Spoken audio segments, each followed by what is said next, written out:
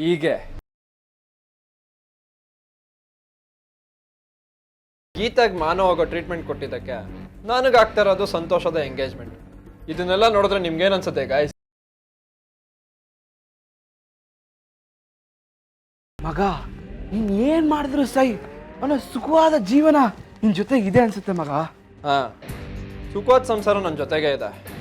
ಆದ್ರೆ ನನ್ನ ಸೇಡಿನ ಗೀತಾ ಯಾವ ಪರಿಸ್ಥಿತಿಯಲ್ಲಿದ್ದಾಳೆ ಅನ್ನೋ ವಿಚಾರ ಮಾತ್ರ ನನ್ನ ಕಿವಿಗೆ ಬೀಳ್ತಾ ಇಲ್ಲ ನೋಡ. ಅದ್ರ ಬಗ್ಗೆ ಯೋಚನೆ ಬೇಡ ಮಗ. ಆ ಸಿಹಿ ಸುದ್ದಿನ ನಾವು ತಗೊಂಡ್ ಬಂದಿದ್ದೀವಿ. ಏನ್ರೋ ಅದು? ವಿಜಯ್, ಆ ಗೀತಾನ ಅವರಪ್ಪ ಮನೆಯಿಂದ ಆಚೆ ಹಾಕಿದ್ದಾರೆ.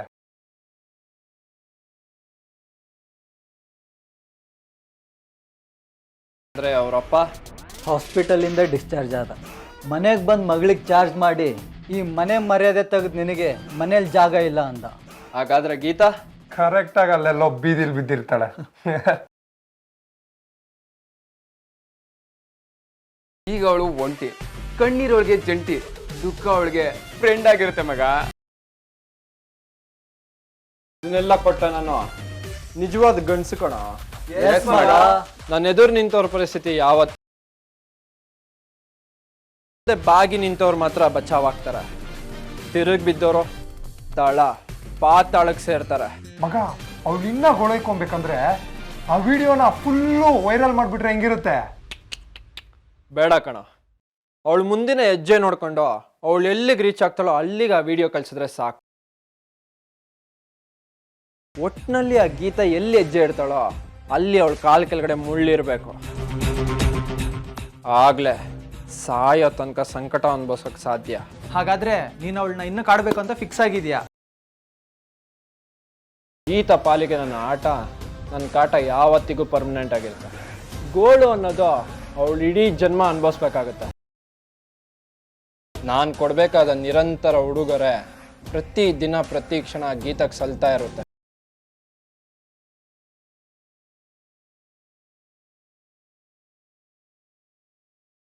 ಸಾಯೋ ತನಕ ಗೀತಾ ಫ್ರೆಂಡು ಸೋಲೆ.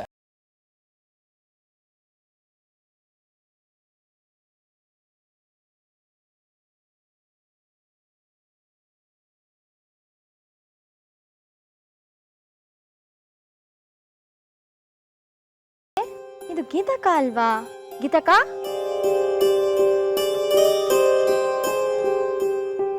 ಓ ಪುಷ್ಪ, ಹೇಗಿದ್ಯಮ್ಮ? ಅಕ್ಕ, ನಿನ್ನಿಂದ ನಾನು ಇವತ್ತು ಚೆನ್ನಾಗಿದ್ದೀನಿ. ಹೆಣ್ಣು ಹುಟ್ಟಿ ಮನೆ ಹಾಳು ಮಾಡಿದ್ಲು ಅಂತ ಕುಡಿದು ಬಂದು ಹೊಡಿತಿದ್ದ ಅಪ್ಪನಿಗೆ ನಾನು ದುಡ್ದಿದ್ದ ದುಡ್ಡಲ್ಲಿ ಆಪ್ರೇಷನ್ ಆಯಿತು. ಬದುಕಿ ಕಣ್ಬಿಟ್ಟ ಅಪ್ಪ, ನೀನು ನನ್ನ ಪಾಲಿನ ದೇವತೆ ಕಣೆ, ಪ್ರಾಣ ಉಳಿಸ್ಬಿಟ್ಟೆ, ನನ್ನ ಕ್ಷಮಿಸ್ಬಿಡು ಅಂತ ಕಾಲಿಗೆ ಬೀಳೋಕೆ ಬಂದ್ಬಿಟ್ರಕ್ಕ. ಆ ಸಮಯದಲ್ಲಿ ನನ್ನ ಕಣ್ಮುಂದೆ ಕಂಡಿದ್ದು ನೀನಕ್ಕ. ಬಿಟ್ಟಿದ್ದೋದನ್ನ ಮುಂದುವರ್ಸು ಅಂತ ಬಲವಂತ ಮಾಡಿ ಪರೀಕ್ಷೆ ಕಟ್ಟಿಸ್ದೆ, ಪಾಠ ಹೇಳ್ದೆ. ಆ ಕೆಲ್ಸದ ಸಂಬಳ ಅಪ್ಪನ ಪ್ರಾಣ ಉಳಿಸ್ತು ಅಂದ್ರೆ ನಿಜವಾದ ದೇವ್ರು ನೀನಕ್ಕ.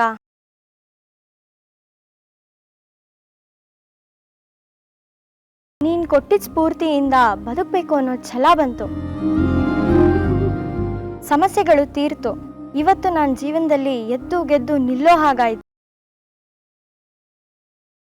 ನೀನ್ ಇದ್ ಕಡೆ ಗೆಲ್ವಕ್ಕ, ನನಗೆ ಆಶೀರ್ವಾದ ಮಾಡಿ. ಪುಷ್ಪ, ಎದಳಮ್ಮ, ಏನ್ ಮಾಡ್ತಿದ್ಯಾ? ಈ ಗೆಲುವು ನಿಮ್ಮಿಂದಲೇ ಅಕ್ಕ.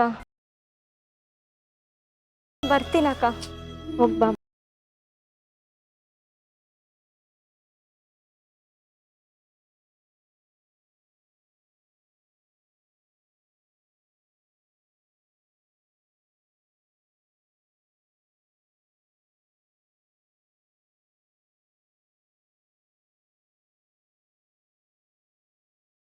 ನಾನು ಇದ್ ಕಡೆ ಗೆಲುವು ಅಂತ ಹೇಳೋಗ್ತಿದ್ದಾಳೆ, ಆದ್ರೆ ನನ್ನ ಬದುಕಿ ಬೀದಿಗೆ ಬಿದ್ದಿದೆ. ನಾನು ಕೊಟ್ಟ ಸ್ಫೂರ್ತಿ ಪುಷ್ಪ ಬದುಕನ್ನ ಕಟ್ಕೊಟ್ಟಿದೆ, ಆದ್ರೆ ನನ್ನ ಬದುಕು, ಅವಳು ಎದ್ದು ಗೆದ್ದವಳು, ನಾನು ಬಿದ್ದು ಸೋತವಳು. ನನ್ನಿಂದ ಅವಳು ಪಡ್ಕೊಂಡಿದ್ದು ಛಲ, ಆದ್ರೆ ನಾನು ಕಳ್ಕೊಂಡಿರೋದು ಬಲ. ಈಗ ನನ್ನ ಮುಂದೆ ಏನೂ ಇಲ್ಲ, ಯಾರೂ ಇಲ್ಲ. ಈಗ ನಾನು ಏನ್ ಮಾಡ್ಬೇಕು?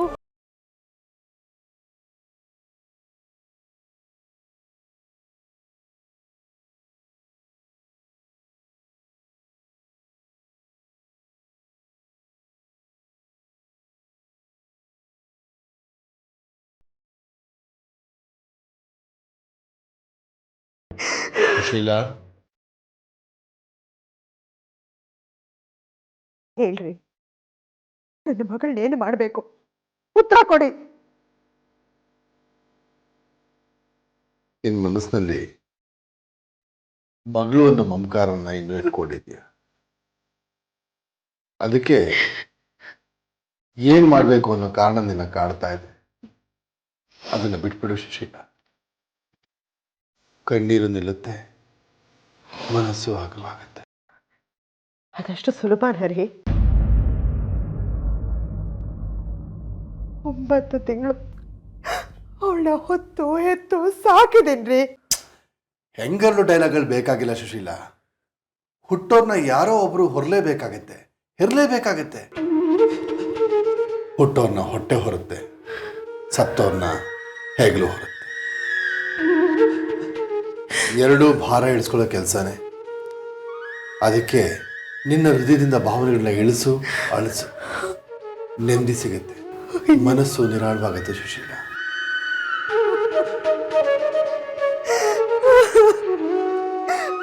ಅಂದ್ರೆ ಎಲ್ಲ ಬರೀ ಭಾವನೆಗಳಷ್ಟೇನಾ?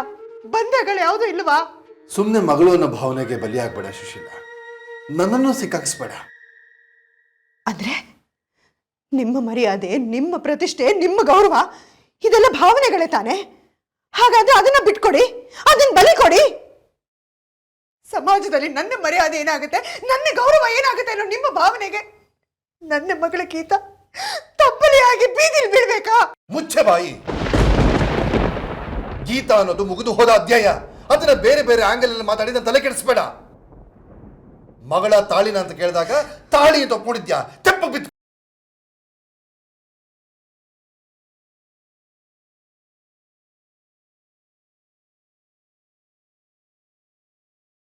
ಕಷ್ಟ ಆಗತ್ತೆ ರೀ.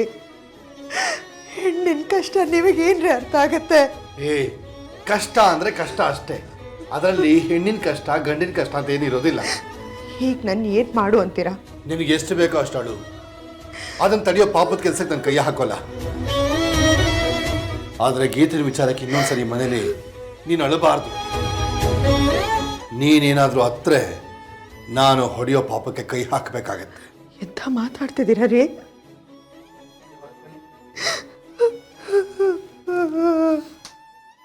ನಿನ್ನ ಭಾವನೆಗಳಿಗೆ ಬೆಲೆ ಕೊಡ್ತಾ ಇದ್ದೀನಿ ಕಣೆ. ಸ್ವಾತಂತ್ರ್ಯ ಕೊಟ್ಟಿದ್ದೀನಿ. ಅಳು. ಪಾಪ ಮಗಳು ಸತ್ತ ದಿನ ತಾಯಿ ಹೇಳೋದು ಸಹಜ. ಅದಕ್ಕೆ ನಿನಗೆ ಇವತ್ತು ಅಳೋದಕ್ಕೆ ಅವಕಾಶ ಕೊಡ್ತಾ ಇದ್ದೀನಿ.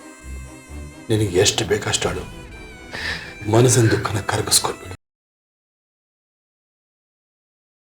ನೋಡು ಸುಶೀಲಾ, ಇನ್ನೊಂದ್ಸಲಿ ಈ ವಿಷಯಕ್ಕೆ ಕಮಕ್ಕಿಮಕ್ಕಂದ್ರೆ ನನ್ನ ಹೆಣ ನೋಡ್ಬೇಕಾಗತ್ತೆ.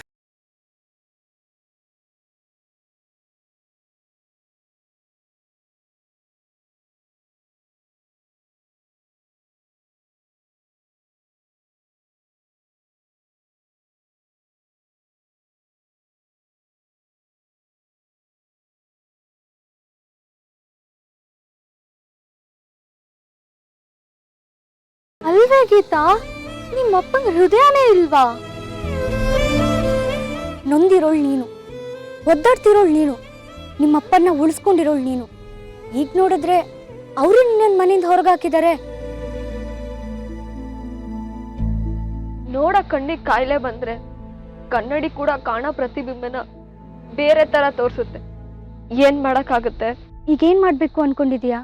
ಅದನ್ನೇ ಯೋಚನೆ ಮಾಡ್ತಾ ಇದ್ದೀನಿ ಶರಣ್ಯ. ಆದ್ರೆ ಏನು ಹೊಳಿತಾನೆ ಇಲ್ಲ. ಈಗ ನನ್ ಪಾಲಿಗೆ ನಂದೇ ಆದಂತ ವಿಳಾಸ ಇಲ್ಲ, ನನ್ ಪಾಲಿಗೆ ಯಾರು ಇಲ್ಲ. ನಾವಿಲ್ವಾ?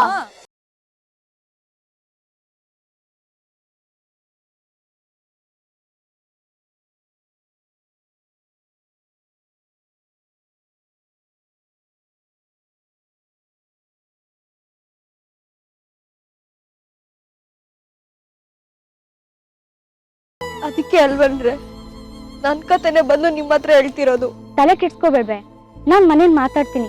ಮೇಲ್ಗಡೆ ಒಂದ್ ಸಪ್ರೇಟ್ ರೂಮ್ ಇದೆ, ಅಲ್ಲಿ ನೀನ್ ಆರಾಮಾಗಿರ್ಬೋದು. ಮುಂದಿಂದು ಆಮೇಲೆ ಪ್ಲಾನ್ ಮಾಡ್ಕೊಳ್ಳೋಣ. ಕರ್ದಿದ್ದಕ್ಕೆ ಥ್ಯಾಂಕ್ಸ್ ಶರಣ್ಯ. ಆದ್ರೆ ನಾನ್ ನಿಮ್ಮನೆಗೆ ಬರೋಕ್ ಆಗೋದಿಲ್ಲ. ಓ ನಮ್ಮನೆಗೆ ಬರ್ತೀಯಾ? ಯಾರ ಮನೆಗೂ ಬರಕ್ಕಾಗಲ್ಲ, ಎಲ್ಲೋಗೂ ಇರಕ್ಕಾಗಲ್ಲ. ಯಾಕಂದ್ರೆ ಆ ವಿಜಯ ಗೆಸ್ಟ್ ಹೌಸ್ ವಿಡಿಯೋನ ಎಲ್ರ ಮೊಬೈಲ್ಗೂ ಕಳ್ಸಿರ್ತಾನೆ. ನಾನು ಎಲ್ಲೇ ಹೋದ್ರು ನಾನು ನೆಮ್ಮದಿಯಾಗಿ ಇರಬಾರ್ದು ಅನ್ನೋದೇ ಅವನ ಉದ್ದೇಶ. ಅದನ್ನೆಲ್ಲ ನಾವು ನಂಬ್ತೀವಿ ಗೀತಾ. ನೀನ್ ನಮ್ಮ ಮನೇಲಿ ಆರಾಮಾಗಿರ್ಬೋದು. ನೀನ್ ನಂಬೋದು, ಆದ್ರೆ ನಿಮ್ ಮನೆಯವರು, ನಿಮ್ ಮನೆ ಅಕ್ಕಪಕ್ಕದವರು ಕೆಟ್ಟದನ್ನ ಹೇಳೋಕೆ ನಾಲ್ಗೆ ಒಂದ್ ಸಾಕು, ಆದ್ರೆ ನಂಬೋ ಕಿವಿಗಳು ಸಾವಿರಾರು ಇರುತ್ತೆ. ಹಾಗಾದ್ರೆ ಮುಂದೆ ಏನ್ ಮಾಡ್ಬೇಕು ಅಂತಿದ್ಯಾ ಗೀತಾ? ಗೊತ್ತಿಲ್ಲ ಕಣೆ, ಅದನ್ನೇ ಯೋಚನೆ ಮಾಡ್ತಾ ಇದ್ದೀನಿ, ಆದ್ರೆ ಉತ್ತರನೇ ಸಿಗ್ತಿಲ್ಲ. ಸ್ವಾಭಿಮಾನ ಸಾಯಿಸ್ಕೊಂಡು ಊರ್ ಬಿಡ್ಬೇಕಾ, ಅಥವಾ ಗೊತ್ತಿಲ್ದಿರೋ ಊರ್ಗೋಗಿ ಹೊಸ ಬದುಕು ಶುರು ಮಾಡ್ಬೇಕಾ, ಅಥವಾ ಅದೇ ಸ್ವಾಭಿಮಾನನ ನೆಚ್ಕೊಂಡು ಇಲ್ಲೇ ನೆಲೆ ನಿಂತು ಈ ಅವಮಾನಗಳನ್ನ ಸಹಿಸ್ಕೊಂಡು ಇಲ್ಲೇ ಒಂಟಿಯಾಗಿ ಬದುಕ್ಬೇಕಾ? ಯಾವ ಕಡೆ ನಡಿಬೇಕು ಅನ್ನೋದು ನಿಜಕ್ಕೂ ಗೊತ್ತಾಗ್ತಿಲ್ಲ ಕಣ್ರೆ.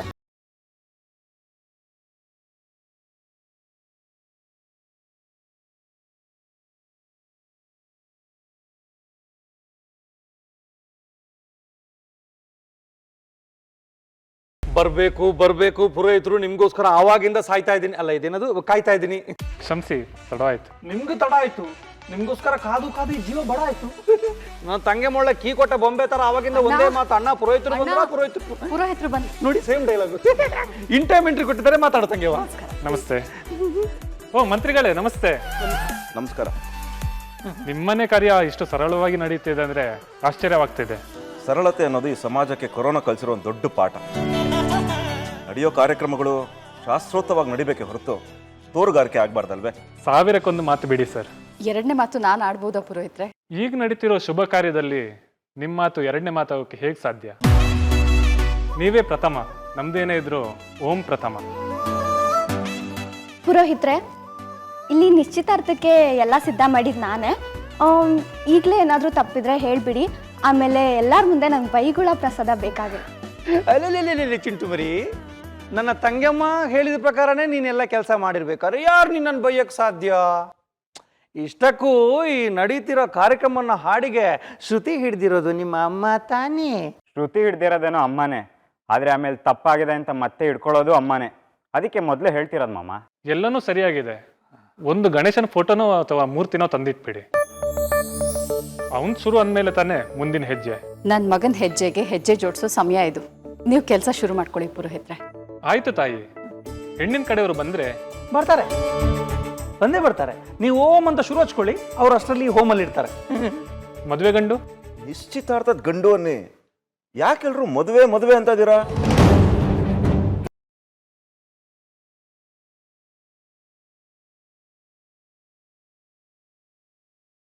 ನಿಶ್ಚಿತಾರ್ಥ ಅಂದ್ರೆ ಅರ್ಧ ಮದ್ವೆ ಆದಂಗೆ, ಇದು ಅದೇ ಲೆಕ್ಕಾಚಾರ. ಅಣ್ಣ ವಿಜಯ್ ರೆಡಿ ಆಗ್ತಿದ್ದಾನೆ ತಂಗೆವ್ವ, ಅವನ ಫ್ರೆಂಡ್ಸ್ ಬೇರೆ ಬಂದಿದ್ದಾರೆ, ಸುಣ್ಣ ಬಣ್ಣ ಎಲ್ಲ ಬಳಿತಾ ಇದ್ದಾರೆ. ಆಯ್ತೇನ್ರು? ಅಂದ್ರೆ ಮೇಕಪ್ ಹೌಜಿ.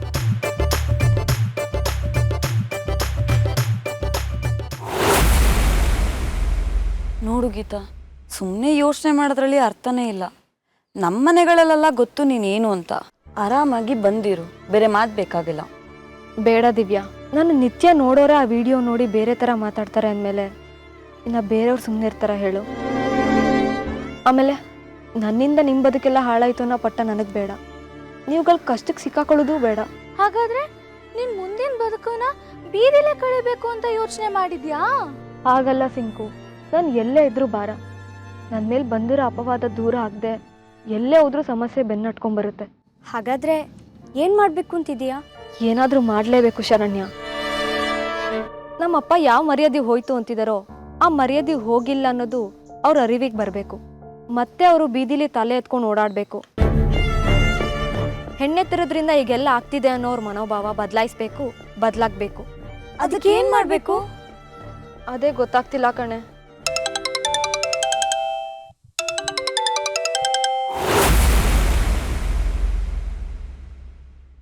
ಯಾರು? ವಿಜಯ್ ಫೋನ್ ಮಾಡ್ತಾ ಇದ್ದಾನೆ.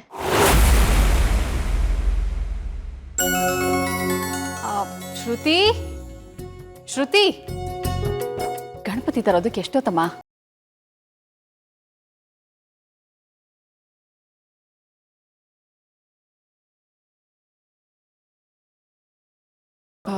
ವಿಜಿ ರೆಡಿ ಆದ್ನ ಅಂತ ಹೋಗಿ ನೋಡು. ಹೆಣ್ಣಿನ್ ಕಡೆ ಹೋದ ತಕ್ಷಣ ನೀವೆಲ್ಲ ಶುರು ಮಾಡ್ಬಿಡಿ.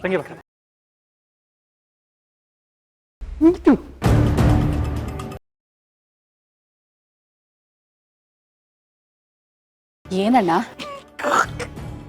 ತಂಗಿಯವ್ವ ನಿನ್ಗೊಂದು ಗುಡ್ ನ್ಯೂಸ್. ಸಂತೋಷ. ಗುಡ್ ನ್ಯೂಸಾ?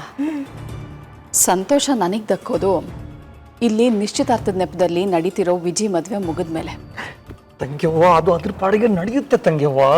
ಈಗ ನಾನು ಹೇಳೋ ಸಂತೋಷದ ವಿಷಯನ ನೀನು ಕೇಳಿದ್ರೆ ಕುಣಿದು ಕುಪ್ಪಳಿಸ್ಬಿಡ್ತೀಯ ತಂಗಿಯವ್ವ. ಯಾವ ಗೀತಾ ಬಗ್ಗೆ ನೀನು ಗಾಬರಿಯಾಗಿ ಅಯ್ಯೋ ಇವಳು ಮುಂದೇನು ಮಾಡ್ತಾಳೋ ಅಂತ ಭಯ ಬಿದ್ದು ಒದ್ದಾಡ್ತಿದ್ಯಲ್ಲ. ಹೆದರಿಕೆ ಅವಳ ಬಗ್ಗೆ ಅಲ್ಲ ಅಣ್ಣ, ಗುರುಜಿ ಹೇಳಿರೋ ಭವಿಷ್ಯದ ಬಗ್ಗೆ. ಒಂದು ವೇಳೆ ರಾಯಚೂರಿನ ಹುಡುಗಿ ಜೊತೆ ನಮ್ಮ ವಿಜಿ ಮದುವೆ ಆಗದೆ ಹೋದ್ರೆ ಅವಳಿಗೆ ಈ ಮನೆಗೆ ಎಂಟ್ರಿ ಕೊಡೋ ತಾಕತ್ತು ಬರುತ್ತೆ. ಆ ಗೀತಾ ನನ್ನ ಬೆಳವಣಿಗೆಗೆ ಅಡ್ಡಿ ಆಗ್ತಾಳೆ ಅನ್ನೋ ಒದ್ದಾಟ ಅಷ್ಟೆ. ತಂಗಿಯವ್ವ ಅದನ್ನೇ ಹೇಳ್ತಿರೋದು. ಅದನ್ನೆಲ್ಲ ನಿನ್ನ ತಲೆಯಿಂದ ತೆಗೆದಾಕ್ಬಿಡು ನನ್ನ ತಂಗಿಯವ್ವ. ವಿಷಯ ಏನು ಗೊತ್ತಾ, ಆ ಗೀತಾನ ಅವಳ ಅಪ್ಪ ಮನೆಯಿಂದ ಹೊರಗೆ ಹಾಕಿದ್ದಾನೆ. ನೀನು ನನ್ನ ಮಗಳೇ ಅಲ್ಲ ಅಂತ ಹುಟ್ಟಿಸಿದ ಮಗಳನ್ನೇ ಬೀದಿಗೆ ತಳ್ಳಿದ್ದಾನೆ.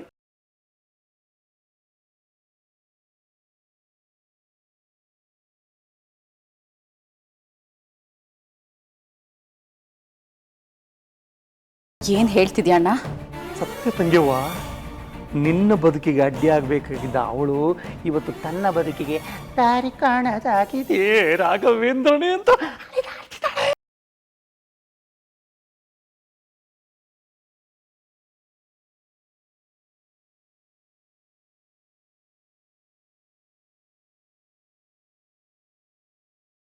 ತಂಗಿಯವ್ವ, ವಾಟ್ ಈಸ್ ದಿಸ್? ನಾನು ಖುಷಿಯಿಂದ ಕುಣಿದಾಡೋ ವಿಷಯ ಹೇಳಿದ್ರೆ ನೀನು ಕಣ್ಕಣ್ ಬಿಟ್ಕೊಂಡು ಶಾಕ್ ಅನುಭವಿಸ್ತಿದ್ಯಾ? ಶಾಕ್ ಆಗದೆ ಇನ್ನೇನಾಗೋಕ್ ಸಾಧ್ಯ ಅಣ್ಣ? ಅವಳೇನು ಸಾಮಾನ್ಯದವಳಲ್ಲ. ಜಾಸ್ತಿ ಕಷ್ಟ ಬಂದಾಗಲೇ ತಿರುಗಿ ಬೀಳೋಳು. ನಮ್ಮ ವಿಜಿ ಏನು ಮಾಡದೇ ಇದ್ದಾಗಲೇ ಅವಳು ನಮ್ಮ ಮನೆ ತನಕ ಬಂದು ನಿಮ್ಮ ಮಗ ಅಂಥವನು ಇಂಥವನು ಅಂತ ಕಂಪ್ಲೇಂಟ್ ಮಾಡಿ ಹೋದವಳು. ತಂಗಿಯವ್ವ, ಅದೇನೋ ಆವಾಗಿನ ಜೋಶ್ ಅನ್ಸುತ್ತೆ ನನಗೆ. ಬ್ಯಾಂಕ್ನವರು ಅವಳ ಮನೆಗೆ ಬಂದು ಬೀಗ ಜಡ್ದು ಸೀಲ್ ಹಾಕಿದಾಗ ಎಲ್ಲರೂ ಗೋಳು ಅಂತಿದ್ರೆ ಅವಳು ಮಾತ್ರ ನನ್ನ ಮನೆ ತನಕ ಬಂದು ನನ್ನ ಗಂಡನ್ನೇ ಫಾಲೋ ಮಾಡಿ ಸೆಕ್ಯೂರಿಟಿನೂ ಮೀರಿ ಕಂಪ್ಲೇಂಟ್ ಮಾಡಿದವಳು. ಒಂದೇ ಒಂದು ದಿವಸದಲ್ಲಿ ಅವಳು ಪ್ರಾಬ್ಲಮ್ನ ಸಾಲ್ವ್ ಮಾಡ್ಕೊಂಡವಳು. ನನ್ನ ವಿಜಿ ಕೈಲಿ ಕ್ಷಮೆ ಕೇಳಿಸ್ಕೊಂಡವಳು. ಅಲ್ಲ ಅದೆಲ್ಲ ಆಗ, ಆದರೆ ಈಗ ಅವಳು ಮರ್ಯಾದೆ ಹೋಗಿದೆ. ಅದರಿಂದ ಅವರಪ್ಪ ಸಾವಿನ ಮನೆ ತನಕ ಹೋಗಿ ವಾಪಸ್ ಬಂದಿದ್ದಾನೆ. ಬಂದ ಮೇಲೂ ಅವಳನ್ನ ಮನೆಯಿಂದ ಆಚೆ ಹಾಕಿದ್ದಾನೆ.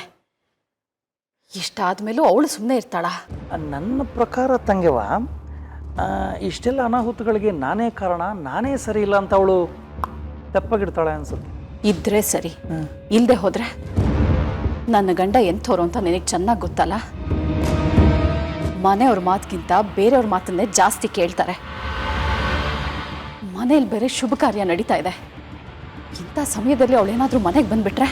ಅಲ್ಲ, ಇಂಥ ಟೈಮಲ್ಲಿ ಅವಳಿಗೆ ಇಲ್ಲಿಗೆ ಬರಬೇಕು ಅಂತ ತೋಚುತ್ತ ತಂಗಿಯವ್ವ? ಒಂದು ವೇಳೆ ತೋಚ್ಬಿಟ್ರೆ? ಅಷ್ಟರಲ್ಲಿ ವಿಜಯನ್ ಕೈಲಿ 3 ಗಂಟೆ ಹಾಕಿಸ್ಬಿಡ್ತೀಯ ಅಲ್ಲ ತಂಗಿಯವ್ವ? ಹಾಕಿಸ್ಬಿಡ್ತೀಯ ಅಲ್ಲ, ಹಾಕಿಸ್ಬಿಡ್ಬೇಕು.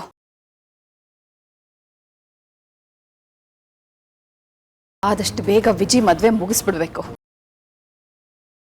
ಇಲ್ಲ ಅಂದ್ರೆ ಗೊತ್ತಿದ್ದು ಅಪಾಯದ ಚಪ್ಪಡಿ ಕಲ್ಲನ್ನ ತಲೆ ಮೇಲೆ ಎಳ್ಕೊಂಡು ಹಾಗೇನೆ ಆಗುತ್ತೆ ಬಿಡು ತಂಗಿಯವ್ವ.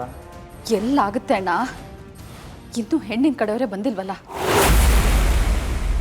ಅಮ್ಮ, ಹೆಣ್ಣಿನ ಕಡೆಯವ್ರು ಬಂದ್ರು.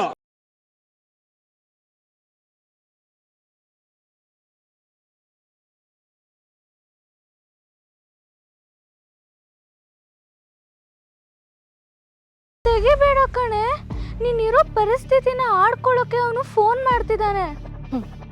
ಇದೆಲ್ಲ ಮಾಡಿದವನು ಈಗ ನಾನು ಮುಂದೆ ಏನು ಮಾಡಬೇಕು ಅನ್ನೋದಕ್ಕೆ ಈ ಮಾತುಕತೆ ಏನಾದರೂ ಸಹಾಯ ಮಾಡ್ತಾ ನೋಡೋಣ. ಹಲೋ, ಈ ಕಡೆಯಿಂದ ಮಾತಾಡ್ತಿರೋದು? ಮನೆ ಹಾಳ ಅನ್ನೋದು ಗೊತ್ತಾಯ್ತು, ವಿಷಯಕ್ಕೆ ಬಾ. ಪರವಾಗಿಲ್ಲ ಕಣೆ, ಮನೆಯಿಂದ ಆಚೆ ಗೆಟ್ ಔಟ್ ಆದ್ರೂ ಕೊಬ್ಬಿನ್ನು ಅದೇ ಪೊಸಿಷನ್ ಇದೆ. ನನ್ಗಿರೋ ಕೊಬ್ಬು ಕೂಡ ನನ್ನ ಸ್ವಂತ ಸಂಪಾದನೆಯಿಂದ ಬಂದಿರೋದು, ನಿಂತರ ನಿಮ್ಮ ಅಪ್ಪನ ದುಡಿಮೆಯಿಂದ ಬಂದಿರೋದಲ್ಲ. ಮುಚ್ಚೆ ಬಾಯಿ. ಒಳ್ಳೆತನ ಸಂಬಂಧ ಸಂಸ್ಕಾರ ಅಂತ ಮೀಟ್ರ್ ಗಟ್ಲೆ ಮಾತಾಡ್ತಿದ್ದವಳು ನೀನು. ಅಂತ ನೀನು ಒಳ್ಳೆತನ ಏನ್ ಮಾಡಿದೆ? ನಿನ್ನ ಬೀದಿಗೆ ತಳ್ಳಿದೆ. ನಿನ್ನ ಸಂಸ್ಕಾರವಂತ ಮನೆ ನೀನು ಆ ಸಂಸಾರಕ್ಕೆ ಕಪ್ಪು ಚುಕ್ಕೆ ಅಂತ ಕತ್ತಿರಿದು ಆಚೆ ದಬ್ಬಿದೆ. ಈಗ ನಿನ್ನ ಪಾಲಿಗೆ ಎಲ್ಲ ಇದ್ದು ಎಲ್ರೂ ಇದ್ದು ನೀನು ಅನಾಥ. ಸ್ವಾಭಿಮಾನ ಸೋತ್ ಕೂತಿದೆ. ಭವಿಷ್ಯ ಅನ್ನೋದು ಮುಂದೇನ್ ಮಾಡ್ತೀಯ ಅಂತ ಸವಾಲಾಗಿ ಕೂತಿದೆ. ಈಗ ನೀನು ಟೋಟಲ್ ಕೇರ್ ಆಫ್ ಫುಟ್ಪಾತ್. ಅಯ್ಯೋ ಪಾಪ, ಈಗ್ಲಾದ್ರೂ ನಿನ್ಗೆ ನಾನು ಯಾರು ಅಂತ ಗೊತ್ತಾಗಿರ್ಬೇಕಲ್ವಾ? ನನ್ ಮುಟ್ಟಿದ್ರೆ ಏನಾಗುತ್ತೆ ಅಂತ ಸ್ಪಷ್ಟವಾಗಿ ಅರ್ಥ ಆಗಿರ್ಬೇಕಲ್ವಾ? ಆಯ್ತು ಬಿಡು, ನೀನ್ ಗೆದ್ದೆ, ನಾನ್ ಸೋತೆ, ಅಷ್ಟೇ ತಾನೇ ನಿನಗೆ ಬೇಕಾಗಿರೋದು. ಅಲ್ಲೇ ಅಷ್ಟು ದೊಡ್ಡ ಮ್ಯಾಟ್ರನ್ನ ಇಷ್ಟು ಸಿಂಪಲ್ ಆಗಿ ಮುಗ್ಸಕೊಳ್ತಿದ್ಯಲ್ಲ. ನನ್ನ ಸೇಡು ಇಷ್ಟಕ್ಕೆ ಮುಗ್ದಿಲ್ಲ, ಮುಗಿಯೋದು ಇಲ್ಲ. ನಿನ್ ಕೊನೆ ಉಸಿರಿರೋ ತನಕ ನಾನು ಕಾಡ್ತಾನೆ ಇರ್ತೀನಿ. ಅಯ್ಯೋ, ಈ ಜನ್ಮಕ್ಕೆ ಇವ್ನ ರಗಳೆ ಮುಗಿಯೋದಿಲ್ಲ ಅಂತ ನೀನೇ ಸೂಸೈಡ್ ಮಾಡ್ಕೊಂಡು ಸಾಯ್ಬೇಕು. ಅಲ್ಲಿ ತನಕ ನನ್ನ ಸೇಡು ಜಾರಿಯಲ್ಲಿರುತ್ತೆ. ನಿನ್ ಮನೆಯಿಂದ ಔಟ್ ಆದೆ, ಇಡೀ ಸಮಾಜ ನಿನ್ ಮೇಲೆ ಡೌಟ್ ಪಡ್ತಿದೆ. ಕಣ್ಣೀರು ನಿನ್ಗೆ ಕಂಗ್ರ್ಯಾಚುಲೇಟ್ ಮಾಡ್ತಿದೆ. ಇಂಥ ಸಮಯದಲ್ಲಿ ನಿನ್ನ ಸ್ಥಿತಿನ ನಾನೇ ಖುದ್ದಾಗಿ ಬಂದು ನೋಡ್ಬೇಕು ಅನ್ನಿಸ್ತಿದೆ. ಆದ್ರೆ ಏನ್ ಮಾಡ್ಲಿ, ಆಗ್ತಿಲ್ವೇ? ಇಂಥ ಟೈಮಲ್ಲಿ ಎಂಗೇಜ್ಮೆಂಟ್ ಇಟ್ಕೊಂಡಿದ್ದಾರೆ.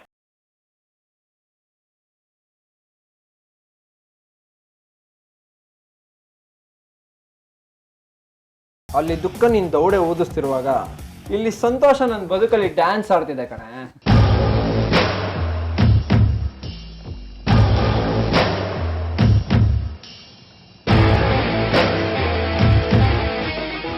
ಬಡ್ಕೋ, ಬೀದಿಲ್ ಬಾಯ್ ಬಡ್ಕೋ.